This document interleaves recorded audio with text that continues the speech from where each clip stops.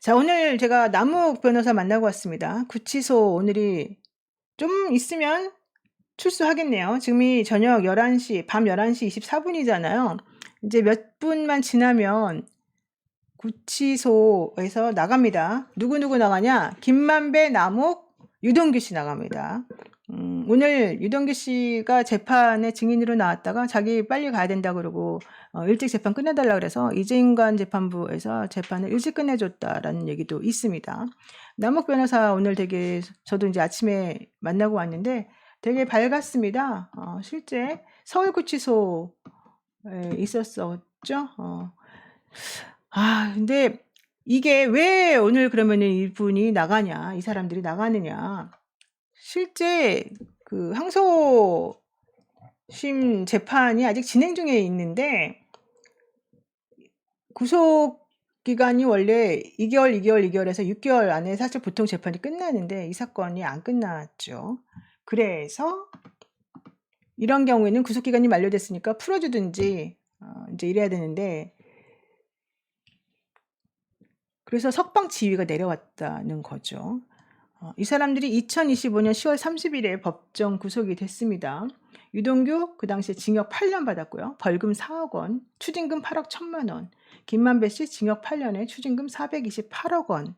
남욱 징역 4년, 정영학 징역 5년, 정민영 징역 6년에 벌금 38억 원, 추징금 37억 2천만 원. 2,200만 원이네요. 예.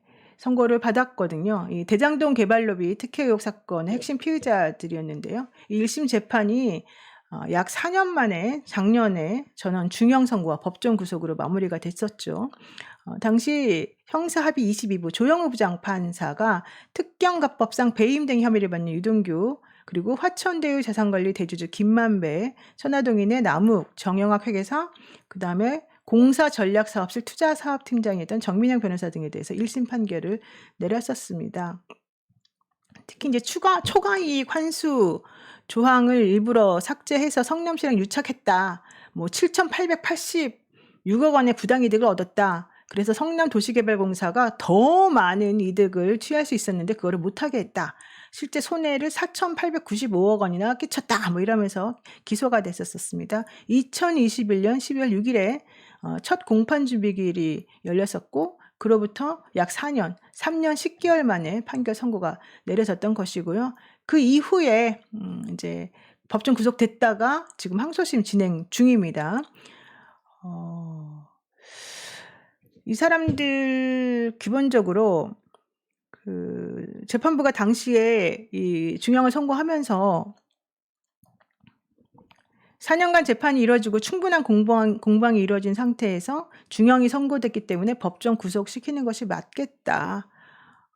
특히 유동규하고 정민용은 4천억에서 5천억 정도의 이익이 예상되는데 실제 성남 도계공 몫으로 1,822억만 주는 것으로 정리를 했었다. 이렇게 되면 성남시 입장에서는 손해가 아니겠느냐. 이거는 남욱 등 김만배 등 이런 사람들의 요구사항을 들어줬기 때문이다. 이제 이런 결론을 내렸었거든요. 그러면서 이제 남욱, 김만배 등등이 실제 이재명 대통령이나 정진상 또 뭐 김용 이런 사람들하고 서로 내통했는지 서로 짰는지 이제 이런 것들이 사실은 가장 중점이 되는 그런 상황이었습니다. 제가 그래서 진짜로 남욱에게 여러 번 물어봤습니다. 또 김만배 씨에게도 제가 여러 번 물어봤습니다. 근데 결국 돌아오는 답은 나는 여기서 말하는 건 이제 남욱을 말하는 건데 나는 유동규는 알았다. 근데 정진상, 김용 전혀 몰랐다. 이 얘기를 명확하게 하고 있어요. 그리고 그 당시에 내가 조사받을 때 대통령에 대한 얘기 한마디도 안 나왔었다. 또 김용, 정진상에 대한 얘기도 원래 처음에 없었다. 그런데 나를 구치감에 집어넣고 나에게 애들 사진을 보여주면서 내 배를 가르겠다. 이런 얘기를 하면서부터 결국에는 내가 무너질 수밖에 없었다. 근데 이 얘기가 왜 중요하냐면 송경호 전 고검장 등 이번에 국정조사에 나왔던 이 검찰의 고위급 인사들이 남욱이 거짓말쟁이다. 남욱의 진술이 유리하냐, 유불리에 따라, 상황의 유불리에 따라서 계속 변화하는데 어떻게 이 사람 말을 믿냐, 이제 이러면서 난리를 쳤기 때문인데요. 그래서 제가 남욱이가 물어봤어요. 너 왜 말이 자꾸 바뀌냐? 처음에 나를 만났을 때 그런 일 없다고 너도 분명히 얘기하지 않았냐? 그럼 김만배 씨도 마찬가지였거든요. 제가 그때 접견 갔다 와서 여러분들한테 분명히 얘기를 했어요. 내가 접견을 갔다 왔는데 둘 다 그런 일이 없었다고 말했다. 근데 그 다음에 갑자기 말이 바뀌었잖아요. 그래서 내가 물어봤죠, 남욱에게. 너 왜 말이 바뀌었냐? 바뀔 수밖에 없었어요. 유동규하고 검찰하고가 나를 너무 힘들게 했어요. 그리고 특히 검찰이 김만배와 나를 이간질했어요. 이 얘기를 해요. 자, 우선 그 얘기하기 전에 송경호 전 지검장이 고검장이죠. 예. 뭐라고 얘기했냐? 초기에는 남욱이 이재명 대통령 연루 의혹을 부인했다. 초기에는 이 대통령의 연루를 부인했다. 실제 그러면서 2021년 10월에 귀국하면서 JTBC하고 그때 인터뷰했지 않냐? 그때 제가 알고 있는 한 이재명 지사와 관계가 없다. 내가 12년 동안 로비를 시도했지만 CR도 안 먹혔다. 이런 얘기를 하면서 이재명 대통령하고 관계가 없다라고 얘기하더니 그 다음에 두 번째 2022년 11월에 윤석열이 당선되니 이제 본인들이 이재명을 보호할 필요가 없다고 생각을 해서였는지 법정에서 남욱 스스로가 여기서 그분은 이재명을 말하는 것이다 라면서 천화동인 1호 지분이 이재명 당시 성남시장 측 지분이라는 것을 들어서 알고 있었다라는 증언을 남욱이 스스로 먼저 했다. 그 실태로 정진상과 김용의 실명을 남욱이 먼저 거론했다. 이런 남욱을 어떻게 믿냐? 남욱은 이재명 대통령이 될지 모르는 상황에서는 이재명의 관련성을 부인하다가 이재명이 대통령에서 떨어지고 윤석열이 대통령이 되니까 이재명에 대해서 불기석했다. 이제 이 얘기를 지금 송경호가 하는 거예요. 그러면서 2013년 유동규에게 건넸던 3억 원과 2021년에 건넸다는 8억 원이 김용과 정진상에 건네졌고 이게 바로 이재명을 위해서 쓰였다라고 분명히 남욱이 얘기한 것이다 라고 얘기를 했어요. 이게 이제 송경호 변호사의 주장입니다. 송경호 전 지검장의 주장입니다. 그러다가 정권이 교체되고 중형이 선고되니까 남욱이 전략적으로 진술을 또 재번복을 하더라. 여기서 말하는 정권이 교체됐다라고 하는 것은 작년에 이재명 대통령이 당선된 그 상황을 말하는 거죠. 그러면서 남욱이 검사가 배를 갈라 장기를 꺼낼 수도 있다는 식의 잔인한 비유를 협박했다고 주장하면서 울먹였는데 이것은 자신을 피해자로 코스프레한 거다. 이게 송경호의 얘기였습니다. 그러면서 최종적으로 남욱이 국정조사 특위에서 조작수사라고 하는 프레임을 강력히 주장을 했는데 유동규 씨와 나누었던 전화통화 녹취록이 공개되면서 오히려 반전을 맞이하게 된 거다. 이게 이제 송경호 씨의 주장이죠. 그러면서 유동규하고의 내용 중에 어떤 거냐? 정진상 김용에게 건너간 뇌물 제공 이야기를 검사에게 말했어. 라는 식의 유동규와의 그 초창기 녹취록이 공개가 되면서 유동규에게 남욱이 실태적 진실을 말한 거였고 남욱은 상황에 따라서 거짓말을 한 애다. 본인의 과거 육성으로 기회주의적 허구성이 명명백백히 증명이 된 거다. 이렇게 주장을 했습니다. 제가 그래서 이 부분을 오늘 가서 물어봤어요. 너는 왜 처음에 나에게 얘기했을 때랑 달라졌냐? 너는 왜 김만배는 일관적으로 아니라고 얘기를 했는데 너는 계속해서 말이 바뀌니까 네 말을 못 믿는 거 아니냐? 너 말은 정확히 뭐가 맞는 말이냐? 이제 이렇게 제가 물어봤고, 백광현이라고 하는 그 사람이 요즘에 이제 녹취를 공개했잖아요, 유동규간에. 요거는 무슨 상황이었냐? 네가 그때 그렇게 네 육성으로 유동규랑 대화하는 내용이 나오는데 이거는 무슨 뜻이냐? 제가 물어봤어요. 근데 실제 백광현이라고 하는 사람이 유동규와 남욱 간의 통화 내역이라고 하면서 이제 공개했던 게 2025년 11월 달에 2번이나 기자회견이 있었었고요. 요즘에 또 녹취록 관련해서 방송이 있었습니다. 요 내용을 살펴보게 되면 유동규가 이래요. 남욱에게 유동규를 죽여야 한다 하니까 이제 그런 것들 다 유동규가 설정하고 너는 뭐뭐 같이 들어와서 꼭두각시로 놀아갖고 너는 스스로 수갑을 찬 거지 이렇게 말하니까 남욱이 그렇지 난 스스로 호랑이 굴에 들어가서 뭐뭐 된 거지. 그러니까 유동규가 너는 스스로 수갑을 찬 거고 정민용은 그걸 못 견뎌서 멘붕이 온 거지. 그러니까 김만배는 뒤에서 웃고 있었을 거야. 근데 선거에서 졌네? 이재명이 그 시나리오를 갈 수 있었는데 이재명이 질 줄 몰랐지 0.73으로 이제 요 얘기를 하는 거예요. 그러니까 김만배 표정이 싹 바뀌잖아. 그때부터 김만배가 긴장한 게 보였지. 그 전까지만 하더라도 뭐 조금 있으면 어쩌고 저쩌고 하면서 아주 신났다가 말이 바뀐 거 아니야. 그러니까 남욱이가 이렇게 말해요. 김만배가 나한테 한 3년 정도 있다가 나갈 거야 이렇게 말했던 거 나도 들었는데 그게 저쪽하고 교감이 있었던 거 아닌가? 3년만 참아라. 대통령 임기직에 빼주겠다. 이렇게 이제 남욱이 얘기를 했다는 거죠. 그런데 남욱이 뭐라고 얘기했냐? 백광현이가 푼 그 녹취는 유동규의 작전입니다. 그 당시에 내가 왜 유동규랑 통화를 하게 됐느냐? 검사들이 유동규하고 통화해보라고 나에게 여러 번 말을 했었고 정민용 변호사로부터 나중에 연락이 따로 와가지고 내가 유동규하고 통화를 할 수밖에 없었다. 그런데 나는 유동규가 나하고의 대화를 녹음하는지도 몰랐다. 근데 유동규가 이걸 이용해서 녹음을 했더라. 그리고 내가 처음 수사받았을 때 이재명, 전진상, 김용 얘기는 나온 게 전혀 없었어. 이제 저한테 얘기를 하는 거예요, 남욱이. 그런데 수사팀이 바뀌면서, 여기서 말하는 수사팀이 바뀌었다는 건 이제 어미준, 강백신, 정일건이 등등등을 얘기하는 거예요. 수사팀이 바뀌면서 검사들이 이간질을 하는 거야. 뭐라고 이간질을 하느냐? 김만배가 작업을 해서 네가 엮여 들어간 거야. 김만배 좋은 일 시킬 거야. 너 솔직히 불어. 이런 얘기를 자기한테 했다는 겁니다. 그러면서 당시 수사검사인 강땡땡 검사, 이 검사는 누구를 말하는 거냐? 이제 저한테 명확하게 그 검사의 이름을 얘기를 했어요. 두 번째 국조에서 증인으로 나왔던 특수부 출신 그 검사야. 이렇게 나한테 설명해주면서 당시 수사검사였던 강땡땡 검사, 이 사람은 강백신 아니에요. 그 검사와 김땡땡 검사가 유동규를 끝까지 지키겠다고 말을 하더라.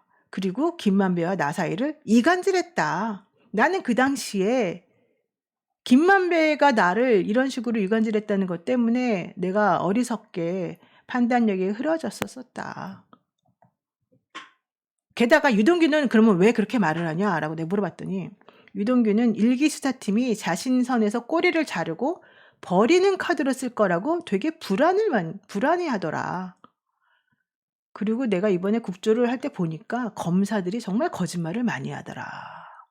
이런 얘기를 했습니다. 근데 정말로 검사들이 거짓말을 했는지 안 했는지에 대해서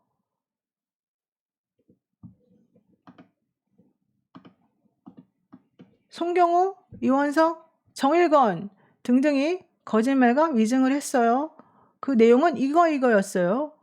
이런 얘기를 이제 하는데 송경호가 이렇게 말했잖아요. 2022년 11월에 윤석열 당선 이후에 수사팀이 재편이 되면서 법정에서 난변해서 스스로 그분 문제를 꺼내들었고 천화동인 1호 지분이 이재명 당시 성남시장 측 지분이라는 것을 들어서 알고 있었다라고 송경호 고검장이 아까 말했다고 했잖아요. 이거 전혀 사실 아니다. 실제 내가 처음 그 얘기를 꺼내게 된 거는 검사로부터 들어서 알게 된 상황을 내가 말했고 그 부분은 법정에서 내가 증언까지 했다. 위증의 경고를 무릅쓰고. 그리고 나는 그 당시에 정일건, 이주용 검사 등이 매우 강직한 검사라고 생각을 했었었는데 실제 이 사람들은 정말로 이재명을 싫어하더라. 그리고 나는 이재명 대통령, 이재명 당시 성남시장 등등 때문에, 왜냐면 이재명을 잡기 위해서 우리가 너네를 이렇게 하는 거야 라고 검사로부터 얘기를 들었기 때문에 원망을 되게 많이 했다. 원망을 되게 많이 했다. 너무 꼴보기 싫었다. 이 얘기를 합니다. 이게 되게 상식적으로 그 당시 상황하고 맞물려 가지고 맞는 말인 거 같이 보여요. 그런데다가 이원석 검찰총장, 전 검찰총장이 이번에 국조 나와 가지고 자기는 뭐 윤석열하고 만난 적도 없고 뭐 한동훈 마찬가지고 막 이런 얘기를 하면서 자기는 엄청나게 떳떳하게 직무를 잘 수행했다는 것처럼 이번에 증언을 했잖아요. 윤석열하고 연락 안 했다라고 얘기를 하면서. 그랬는데 이게 거짓말이라는 게 이번에 드러났죠. 이재명 사건을 윤석열에게 매일매일 보고했다라고 하는 보고서가 5쪽짜리 보고서가 이번에 등장을 한 겁니다. 특히 대검 법무부 용산보고 문건이 이원석의 증언하고 안 맞는다 라고 하는 얘기가 지금 나오면서 한동훈, 이시원, 윤석열 등에게 검찰총장이고 엄청 친했던 이 사람이 안 만나고 전혀 무관하게 행동했다?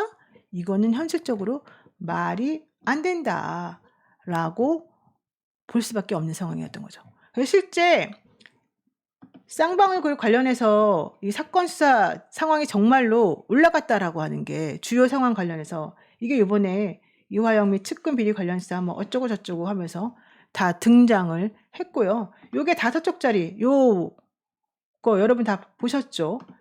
이게 이번에 다 확인이 됐고요. 이번에 국조 특위에 있었던 그 의원들이 엄청나게 열심히 준비를 해가지고 이게 다 확인이 됐어요.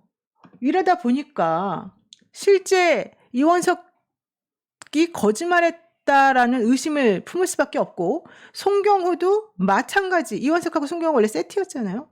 당연히 그런 의심이 들 수밖에 없는 데다가 이번에 지금 크게 문제됐던 게 바로 뭡니까?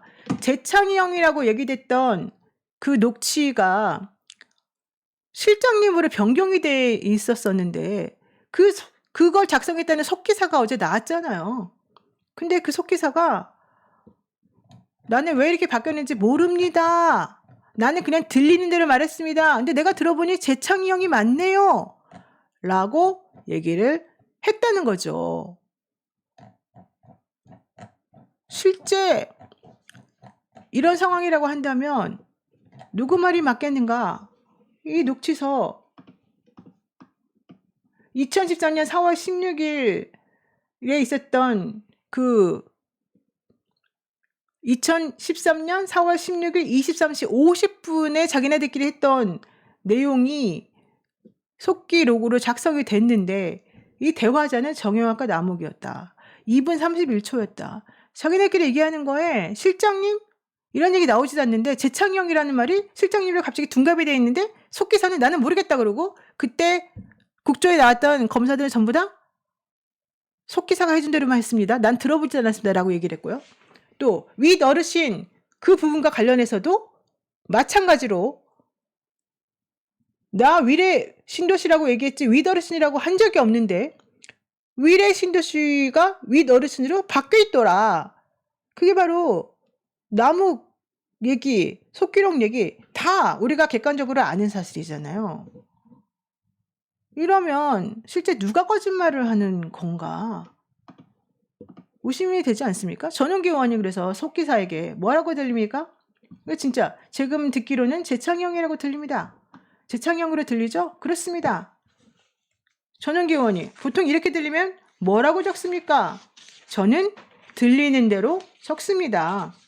그 전용기 의원이 아니 일기 수사팀에서는 그런 얘기가 없었었는데 그때는 원래 재창영이라고 그대로 적혀 있었었는데 왜 갑자기 이기스트 팀으로 넘어가면서 실장님으로 바뀌었냐? 이거 네가 바꾼 거 맞냐? 녹취록 작성할 때 나는 음성 파일 받아서 들리는 대로 작성을 하는 것이고요. 실제 저희가 녹취록 작성할 때 음성 파일 받아서 그냥 작성하는 건데 저는 잘 모르겠습니다. 이런 대답을 했고요. 이용우 의원하고 속기사하고 이 질의응답한 내용을 보게 되면 속기사가 이렇게 말해요. 제가 수정은 하지 않았고요. 그러니까 이용우 의원이 그러면 증인은 들리는 대로 재창의형으로 최종본을 냈는데 어느 순간인가 갑자기 변경됐다. 이렇게 지금 기억하는 건가요? 그러니까 속기사가 저는 잘 모르겠습니다. 기억이 안 납니다. 이렇게 말해버렸단 말이죠. 이렇게 되면 속기사가 이렇게 거짓말을 하고 속기사가 그렇게 바꿔줄 이유가 전혀 없잖아요.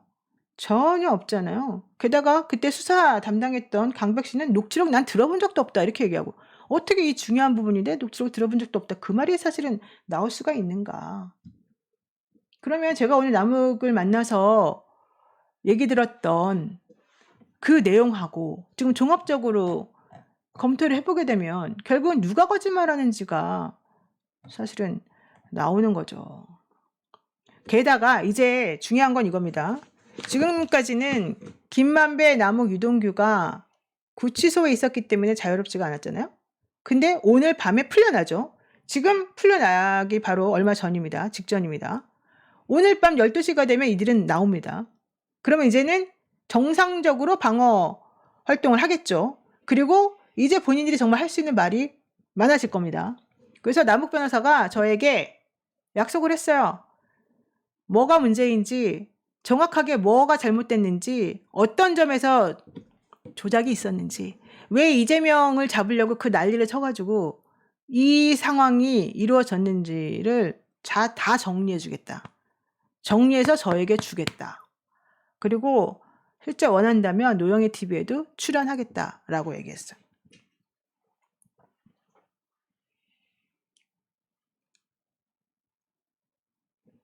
이게 되게 중요한 거예요. 이제 바깥으로 나와서 본인이 정확하게 상황에 대해서 얘기를 하겠다라고 하는 거죠. 그리고 그 부분과 관련해서 증거들을 저에게 주겠다고 얘기하는 거죠. 매우 저는 기대가 되고요. 본인이 구치소에 있을 때는 할 수 있는 상황이 아니었다 하더라도 나와서 이제는 정확하게 밝히고 싶다라고 하는 부분이 있고요. 제가 오늘은 이제 김만배 씨를 못 만났어요. 남욱 접견하느라고. 근데 김만배 씨도 같이 만날 겁니다. 다음에. 그래서 이분들에게 확인을 제가 다시 한번 정확하게 받을 겁니다. 당신들이 나한테 처음에 해줬던 얘기, 김만배 씨는 바뀐 게 없으니까. 김만배 얘기하고 남욱의 얘기하고를 제가 팩트 체크를 다 정확하게 비교를 해가지고 실질적으로 확인을 한번 받아서 보겠습니다. 그리고 솔직히 말해가지고 김만배, 남욱이 처음에 돈 벌었을 때는 좋았겠지만 그 이후에 본인들이 지금 인생이 지금 10년이 넘게 이렇게 되고 있는데 뭐가 문제겠어요. 그리고 제가 남욱에게 그것도 물어봤어요. 그 부산저축은행 사건 관련해가지고 윤석열 씨가 그때 조우영 씨 관련해서 봐준 게 맞냐? 맞다. 그때 이 남욱이 내가 그때 그 중간에서 관여하지 않았냐? 누나도 알지 않느냐? 사실 저도 그 당시 상황을 알죠. 그때 누구누구가 어떤 식으로 상황을 만들었는지를. 그래서 그 얘기 본인이 분명히 이제 한다고 했기 때문에 앞으로 아마 이제 국민의힘에서도 또 내지는 이 특검이 이제 진행이 될 거거든요. 오늘 국정조사 이제 마치면서 서영교 위원장이 얘기했어요. 이건 특검 갈 수밖에 없다. 그리고 실제 이 피의자들, 이 피고인들도 특검 갈 수밖에 없다는 걸 압니다. 그리고 김성태 씨도 특검 갈 수밖에 없다는 걸 압니다. 그래서 김성태 씨도 나도 좀 뭔가 답답해서 얘기를 하고 싶으니 내가 얘기를 하면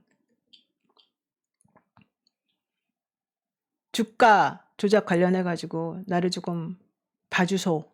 이렇게 얘기하는 그런 부분들이 있을 것 같아요. 그래서 어제 국조특위에서도 김성태 씨가 그 난리를 쳤었던 건데 그 말의 핵심은 나에게 면죄부를 주면 내가 그거를 받고 말할게. 사실 이제 이렇게 저희는 해석을 하고 있는데 이 부분 되게 중요하고요. 지금 이화영 씨 관련해 가지고 배심 재판이 수원지방법원에서 6월 달에 열릴 거잖아요. 그때 되면 또 많은 중요한 증거들이 사실 나올 거고요. 변호사들이 그 재판, 배심 재판 하는데 그 재판 공개할 수 있도록 중계를 허용해 달라고 재판부에다가 요청을 했어요. 재판부가 일단 검찰 측 의견도 들어보고 실제 필요한지 안 필요한지 상황을 맞춰가지고 판단하겠습니다라고 얘기했거든요. 그래서 혹시라도 그 이화영 재판 관련해가지고 얘기 나오는 거 있으면 어쩌면 일부라도 중계가 될 수가 있으니까 여러분들이 아마 판단하는 데 좀 도움이 될 것 같아요.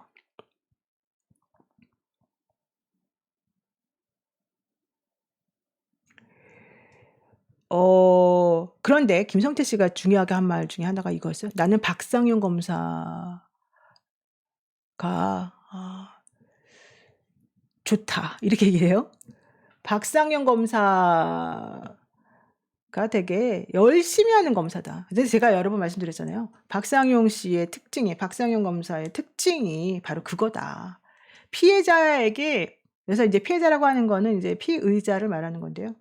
그 피의자에게 호의를 베풀고 뭔가 자기를 의지하게 만들고 그래서 굿캅, 배드캅의 역할을 나눠가지고 자기는 굿캅의 역할을 하면서 엄청나게 예의 바르고 엄청나게 이 사람들 편에서 얘기하는 사람인 것처럼 해서 그 사람들의 환심을 사고 실제 그 사람들에서 스톡홀름 증후군과 같은 그런 증후군을 겪게 만드는데 그래서 김성태 씨도 그런 심리적인 상태를 겪었고 소위 말하는 조폭의 의리로 나는 박상용을 배신할 수 없어 라는 마음가짐을 지금 가지고 있다라는 겁니다.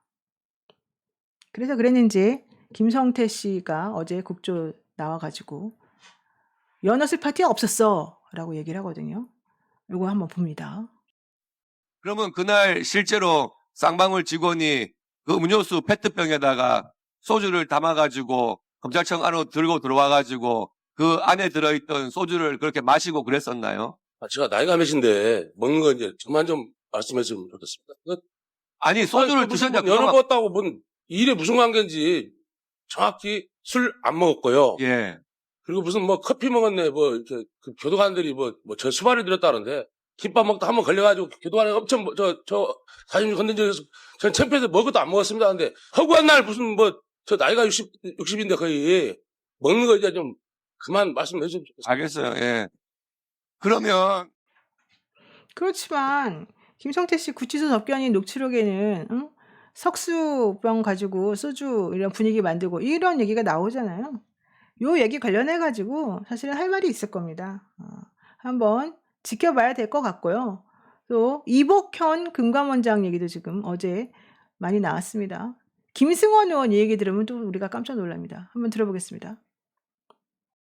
이복현 원장이 지금 나가서 변호사 사무실 개업을 하고 영업 활동을 하고 있는데 이복현의 복심이라고 하는 금감원 내부 사람이 그 아주 초고속 승진한 사람 중에 하나인데 노트북을 잃어버렸다는 겁니다.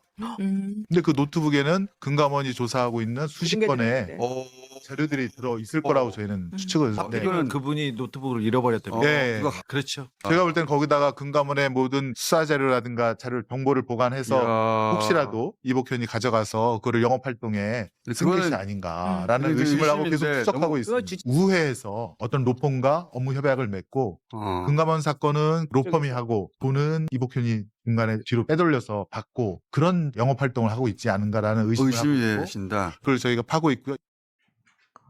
이거 되게 충격적인 얘기 아닌가요?